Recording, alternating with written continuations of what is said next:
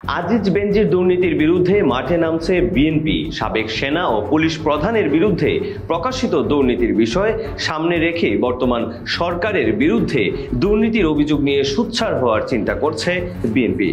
এ বিষয়ে শিগগিরই কর্মসূচিও আসতে পারে, তবে এর আগে মোটা দাগে সরকারের বড় দুর্নীতির ঘটনাগুলোকেও এক জায়গায় এনে আনুষ্ঠানিকভাবে প্রকাশ করা হতে পারে। গত সোমবার রাতে বিএনপির স্থায়ী কমিটির সভায় এইসব বিষয় আলোচনা হয় বলে দলটির দায়িত্বশীল সূত্র জানিয়েছে।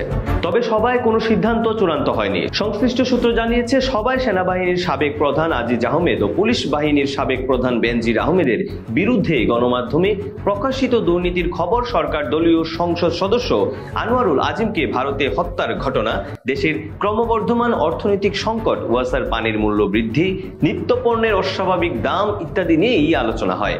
জানা গেছে, সভায় স্থায়ী কমিটির একাধিক সদস্য আজিজ আহমেদ ও বেনজির আহমেদের দুর্নীতির বিষয়ে সরকারের অবস্থানকে সন্দেহজনক বলে অভিমত জানান।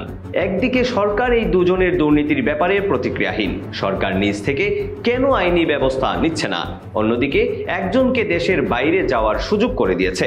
এটা সরকারের অভ্যন্তরীণ কোনো সংকটকে চাপা দেওয়ার একটা কৌশল কিনা, সেদিকেই দৃষ্টি রাখার পরামর্শ দেন স্থায়ী কমিটির একজন সদস্য। ওই সূত্র জানিয়েছে, সভায় স্থায়ী কমিটির সদস্য সালাউদ্দিন আহমেদ নেতাকর্মীদের উজ্জীবিত করতে বিএনপির জাতীয় সম্মেলন অনুষ্ঠানের কথা তোলেন।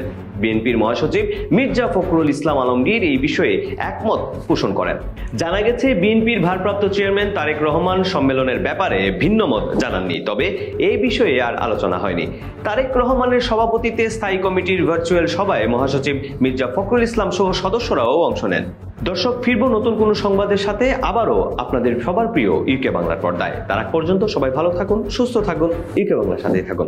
ধন্যবাদ সবাইকে।